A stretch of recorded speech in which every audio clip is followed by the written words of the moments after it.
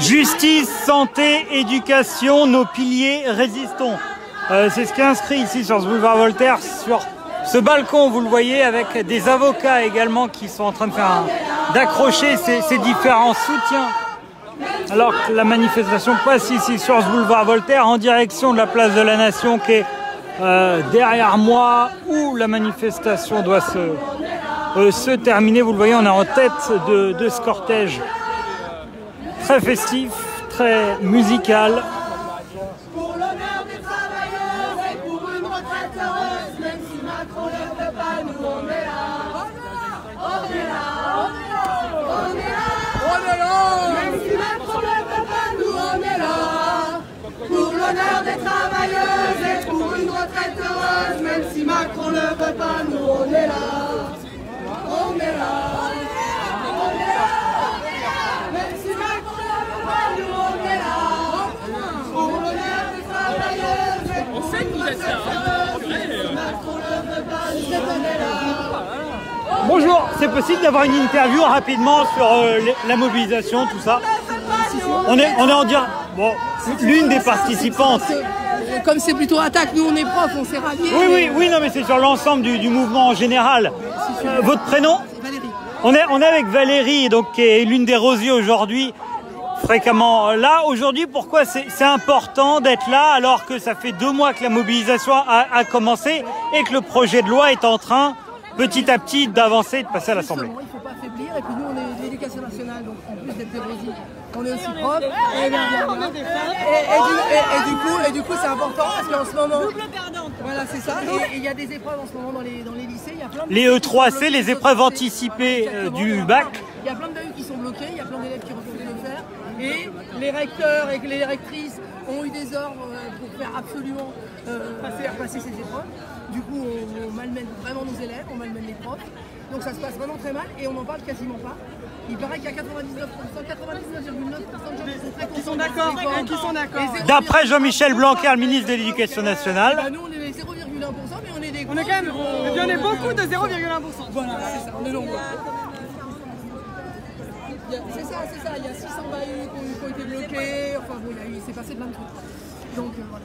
Sur cette chorégraphie, les Rosies, l'idée c'est de représenter les femmes qui étaient soi-disant les grandes gagnantes. C'est comme ça que le gouvernement avait présenté une partie du projet. En réalité, quelles conséquences ce projet pour les retraites des femmes? Eh ben, ça change rien en fait finalement. Les périodes qui sont à mi-temps, comme on est pris sur l'ensemble de la carrière et plus que sur une partie, et ben, du coup nos périodes de mi-temps, nos périodes de congé mater, etc.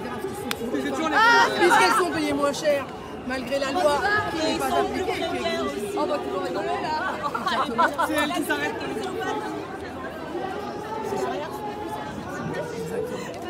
Et du coup, on est vraiment les grandes perdants. De toute façon, il y a eu un article dans le Monde disant que les profs étaient les grands perdants et les femmes. Donc en fait, voilà, c'est bon, on est femmes et profs, on est double. C'est pour ça qu'on est là, on sait bien pourquoi on est là.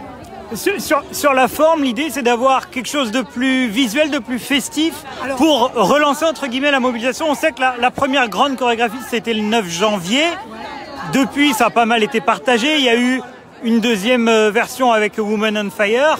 N'hésitez pas à vous mettre tout le monde, on va faire des belles lignes, on va se mettre en quinconce.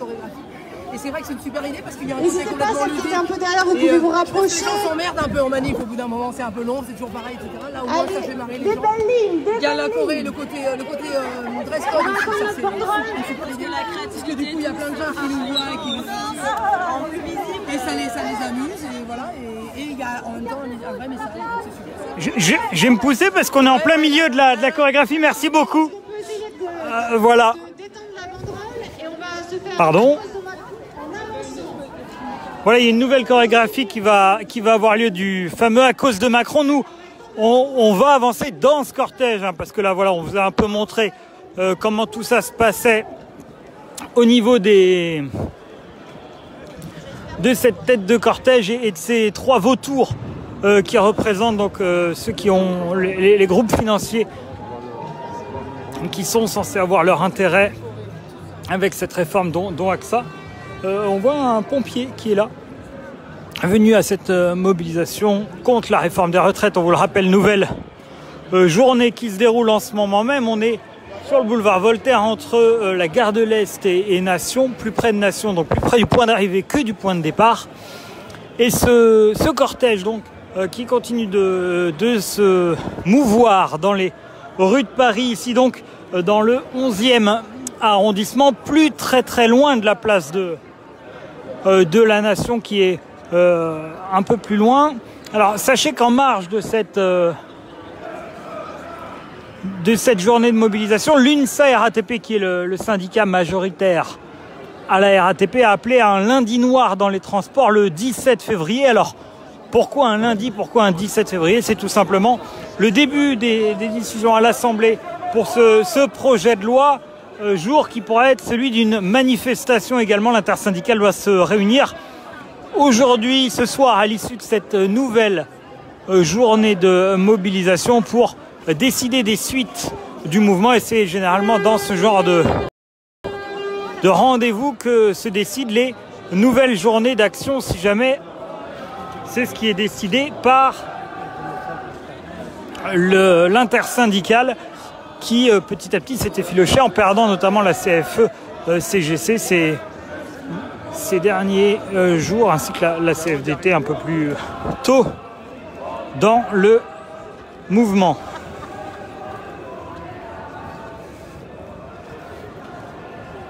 Voilà, donc là c'est vraiment la tête du cortège. On voit des agents SNCF qui sont présents, des agents RATP également,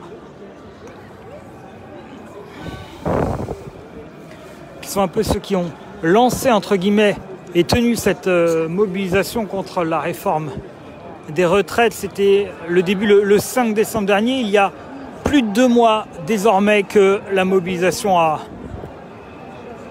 débuté.